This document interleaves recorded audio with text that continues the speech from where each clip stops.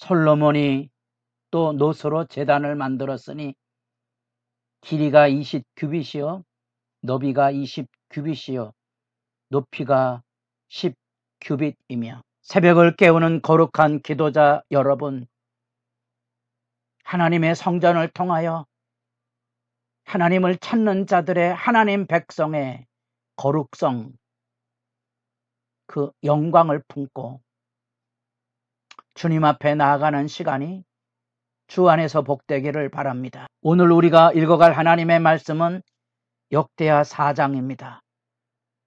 우리는 솔로몬의 성전 건축의 3장에서 구조물을 살펴보았다면 이제 그 성전 안에 있는 다양한 성물, 기물들을 이제 살펴보게 될 것이고요. 하나의 상상도를 가지고 기명을 이해하실 수 있기를 바라고요. 여기 이제 중요한 번제단이 여기 있습니다. 성막과 비교하기 어려울 정도의 큰 그런 놋제단이 이곳에 열려져 있는데 4배 크기 정도 되는 거죠. 이게 우리에게 익숙하지 않은 물두멍이라는 표현이고요. 이 물두멍은 성막에서 제사장들이 손발을 씻고 성결을 유지하기 위하여 제2적인 물두멍을 표현하는 놋바다입니다. 바다란 표현은 물이 이렇게 고여 있으면 그 안에 담겨져 있는 그 물이 그 상징하고 있는 넓음을 표현하는 말이고요. 히브리어 안에는 호수나 바다란 이런 말의 개념이 없습니다. 한 가지 말입니다. 그래서 그 바다라는 말은 이렇게 고여 있는 물, 그래서 히브리적 사고에 의하면 갈릴리 바다 이렇게 되는 거죠. 우리 어법으로는 이제 호수로 구별이 되지만 여하튼 중요한 것은 성결을 의미하고 있는 제사장들의 몸을 씻는 소중한 가치가 있고요. 이게 물두멍입니다. 솔로몬 성전엔 이렇게 남북으로 10개가 담겨져 있는데 이것은 제물을 씻는 그런 의미가 있고요. 그 안에 여러 가지 상징적인 의미들을 담아내게 됩니다. 이곳에 이제 성소에 들어가게 되면 우리가 잘 아는 금 등잔대가 있고요. 건너편에 진설병 떡상으로 알려진 그런 기구가 있습니다. 그 앞에 이제 분향단이 있고요. 지성소로 들어가면 그룹들을 만들어 놓은 그런 장면들을 이제 우리가 지켜보게 될 것입니다. 이 성전의 건축은 무슨 신의 위용을 드러내는 이방 신전하고 달리 하늘의 성소가 어떻게 생겼는지는 우리의 상상 속에는 에덴 동산을 기억하시면 되고요. 그게 하늘 성소의 모습입니다. 예배당이라는 것은, 신전이라는 것은 신이 계신 그런 장소가 아닙니다. 그 말뜻을 잘 이해하셔야 됩니다. 하나님이 솔로몬이 고백했던 것처럼 하늘의 하늘들이라도 하나님을 다 품어내지 못하는데 하나님의 집을 짓겠다고요? 그거 아니잖아요. 그런 것처럼 하늘 성소의 복제가 그 안에 담겨져 있는 상징으로서의 의미를 기억하시고 온 세상의 영광이 바로 이곳에 있다고 기억하시며 성전의 건축 기물들을 이해하시면서 제일 먼저 부딪히는 것이 놋제단이지. 여기에 제물의 피를 정결히 함으로써 그것으로 인하여 향연이 되어 하나님께 올라가게 하는 그 속죄, 죄사함이 있어야 성소에 들어갈 수 있지 않겠습니까? 이 사역은 제사장사의 가장 중요한 사역이고 예수님의 사역의 핵심이 십자가의 속죄 개념이니까 그것을 통하여 하나님과 하나님의 백성이 영적인 교제로서의 소통이 이루어지는 장소로서의 성막과 성전의 의미가 있습니다. 그렇기에 이 하나님 앞에 나아가는 삶의 자리 안에 놋바다, 물두멍이 가지고 오는 이 제사장들이 몸을 씻었던 것처럼 그것이 단지 수족을 씻는 개념이 아니고 영적인 정결을 그 안에 담아내고 있어서 이런 정결법을 어기면 죽음을 겪게 됩니다. 엄이한 하나님의 명령은 하나님을 만나는 삶의 자리 안에 하나님의 백성의 거룩함, 성결함입니다. 높바다와 물두멍을 통하여 돌아보고요. 성소 안으로 들어가면 하나님의 은혜의 역사가 그곳에 찾아 들어오는데 바로 금 등잔대와 분향단과 진설병이 그곳에 있는 거지요. 그 등불은 제사장이 항시 꺼뜨리지 않도록 유의해야 될 헌신의 어쩌면 고단한 삶의 자리, 제사장 사역, 레위인의 사역은 그야말로 맨발바닥으로 헌신해야 되는 거친 사역입니다.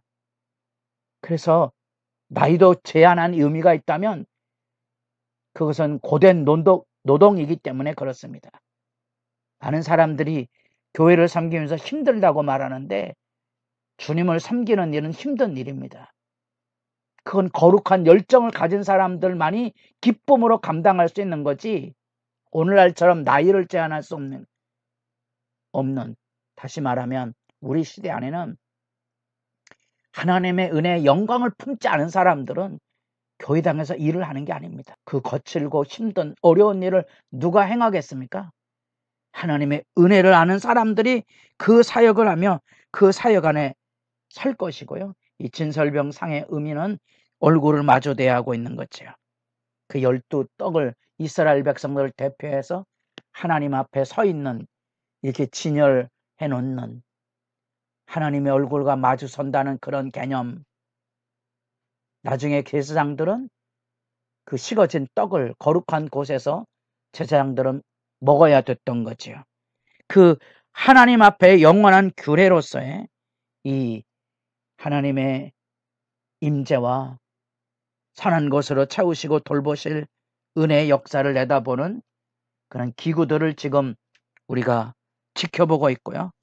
이 제사장 뜰, 안뜰, 바깥뜰 하나님 앞으로 나가는 그곳에 증언들과 더불어 그 모든 일을 놋 명장 후람이 이루었던 일, 우리는 그 안에서 모세에게 부사렐과 오홀리압이 있던 것처럼 솔로몬에게 바로 이 후람이 하나님의 섭리와 도움을 함께 이루어서 지금 2장부터 8장까지 이 성전 건축 사역에 주어는 솔로몬입니다.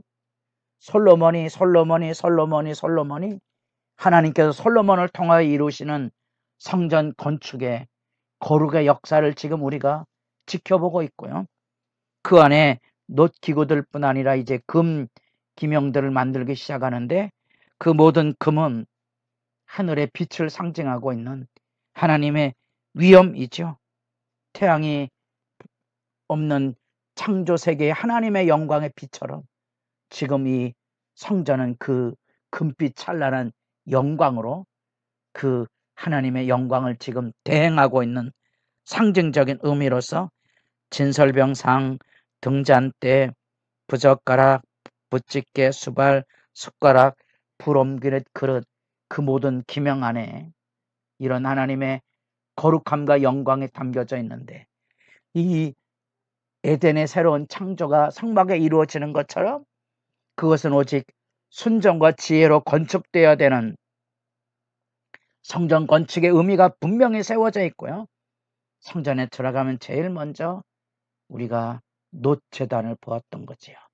그리고 놋바다 물두멍으로 상징되는 성별, 성결, 세상과 구별된 우리가 하나님 앞에 나아갈 때 우리가 이 새벽을 열 때 하나님의 영광에 마주서서 우리의 죄사함이 오직 주님의 십자가로 이루어진 그 은혜 앞에 서서 자기 정결을 회복해야 기도할 수 있는 거죠. 기도는 비나이다 하는 소원 성취가 아니라 그랬습니다. 예수를 만나 하나님을 아버지라 부르는 시간입니다. 아버지,